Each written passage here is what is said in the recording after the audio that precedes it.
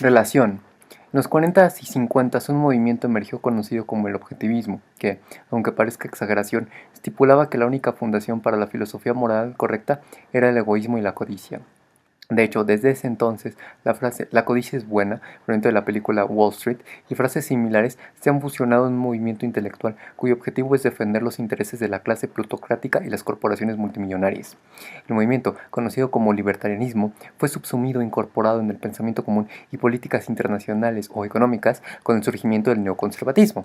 Aquí, en el movimiento neoconservatista, figuras como Ronald Reagan en los Estados Unidos o Margaret Thatcher en Gran Bretaña combinaron algunos aspectos del conservatismo existente, como el énfasis en comunidad, autoridad, intolerancia a las expresiones de la norma, ya sea en el comportamiento sexual o homosexual o divergente, y la preservación del status quo con estos nuevos elementos libertarianos, los cuales se desarrollaron en un fundamento neoclasista microeconómico. Esto, principalmente aportados por Milton Friedman, Friedrich Hayek, Murray Rothbard y Ludwig von Mises. El único problema era que el libertarianismo como tal tenía ciertos elementos discordantes que compartían con el liberalismo de la época y que chocaban con el conservatismo clásico, o como se conoce ahora, paleoconservatismo. Entre estos encontramos una aceptación del movimiento homosexual, como ya se mencionó, y la resistencia a la conscripción militar en Vietnam. Fue por eso que William F. Buckley, una de las figuras más influyentes de la historia, tomó parte del movimiento republicano de Goldwater y también estos elementos libertarianos y los popularizó en una especie de mezcla. En fin, el otro lado del neoliberalismo, el lado político e internacional, surgieron como tal bajo el mandato de Henry Kissinger como cabeza del Departamento de Estados en Estados Unidos. Así, esta nueva filosofía, el neoliberalismo, tuvo dos grandes facetas. La económica, que propone una política monetaria no intervencionista, donde los bancos centrales, como la Reserva Federal o el Banco de México, no tenían una participación activa en la economía, y el sistema laissez-faire, que propuso deshacerse de todo tipo de regulaciones en cuanto al sector económico. Finalmente, el aspecto geopolítico del neoliberalismo tuvo en sí mismo un grado intervencionista, gran ironía, donde conflictos como la Primera Guerra del Golfo bajo el primer presidente Bush de Estados Unidos y la Segunda Guerra del Golfo bajo el segundo presidente Bush de Estados Unidos fueron más que nada resultados de los intereses de compañías petroquímicas o similares que temían por el resguardo de las reservas sauditas o kuwaitianas.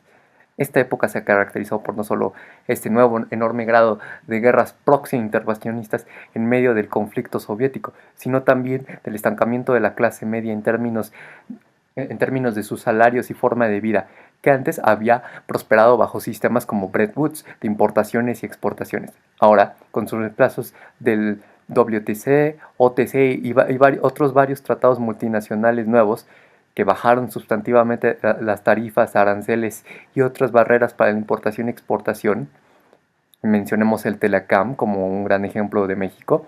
Una nueva era de desigualdad comenzó. Al mismo tiempo, en estas mismas compañías se ve la ventaja de un mercado internacional y bajo el ardiente consumismo estadounidense buscaron vender sus superfluos productos alrededor del mundo.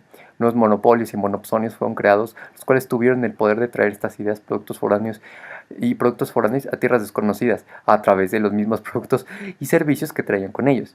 Si el tabaco, la hamburguesa, como ejemplo, son internacionales y conocidas alrededor de todo el mundo, es debido a esto. El nuevo fenómeno, coronado como globalización, continuó, pero una nueva faceta más positiva inició. Con el Internet y otras tecnologías similares, existió un enorme nuevo grado de comunicación y homogeneización nunca antes visto. La gente podía compartir y hablar de temas que antes no les permitía la distancia o las circunstancias. Así que tenemos una íntima conexión entre el neoliberalismo que permitió y de hecho demanda las políticas que fueron necesarias para que los conglomerados internacionales se formaran en primer lugar y la exportación de cultura y el lenguaje por sus dichos conglomerados.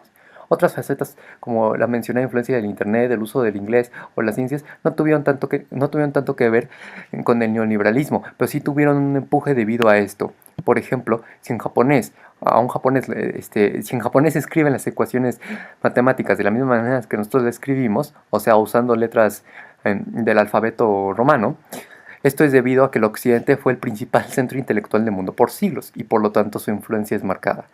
En cierto sentido, la globalización puede traer cosas buenas, como el derrumbe de barreras y la aceptación de los inmigrantes alrededor del mundo, una especie de de una creación de un ciudadano cosmopolita, el cual no tiene ni un país de origen ni un país de vivienda, pero puede vivir en cualquier lugar del mundo igual de fácil.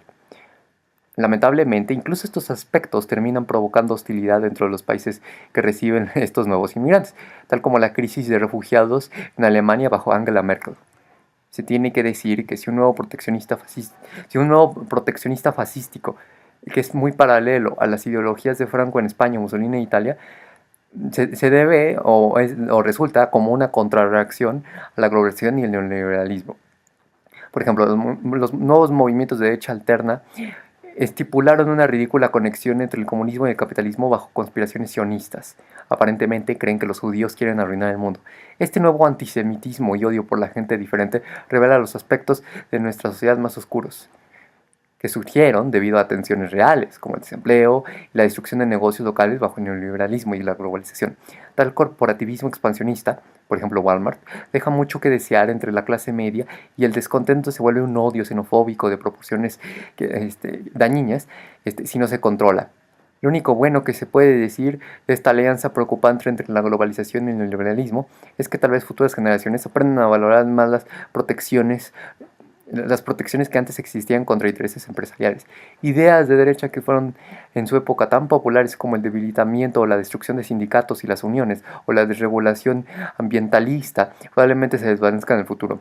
Compañías como Google, Procter Gamble y Chrysler desean no ser privatizadas o destruidas como sucedió bajo el régimen soviético o comunistas de muchos países al principio del siglo anterior. Se necesita un cambio de cultura. Pero la culpa no solo reside en los políticos y compañías, sino también en los votantes, que al dedicar a su apoyo a políticas y ideas tan estúpidas tuvieron una gran parte en esto.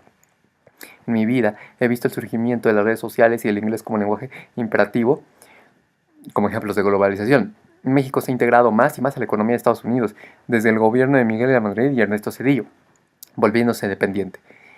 Mi papá, también como otro ejemplo, trabaja en una compañía internacional. La influencia es claramente inescapable y de seguro cuando yo o cualquier otra persona va al cine o ve a alguien usando un iPhone, uno debe darse cuenta de la nueva ruta de seda que existe ahora. Puedo decir que aunque disfruto mucho de la tecnología, la inestabilidad económica de México como resultado es aterrador. Si vemos a la televisión, cualquier canal abierto como el 5 o el 7 encontraremos y encontramos desde ya hace tiempo series como Doctor House o Malcolm en el medio, muy populares en sus países de orígenes. Es fácil comprar sushi donde vivo o en la Ciudad de México. Esto ya no es una nación exclusivamente mexicana, sino que tiene muchos nuevos tonos y matices de varios lugares del mundo, lo cual no necesariamente es malo. Podemos concluir entonces que el último siglo no puede ser entendido o analizado en lo más mínimo si insistimos en otros enfoques que niegan la influencia de estos dos fenómenos. Desde la gripa H1N1 o el escándalo de intervención rusa en las elecciones estadounidenses del 2016, existe la marca de un mundo donde al menos 50 países intervienen en todo proceso.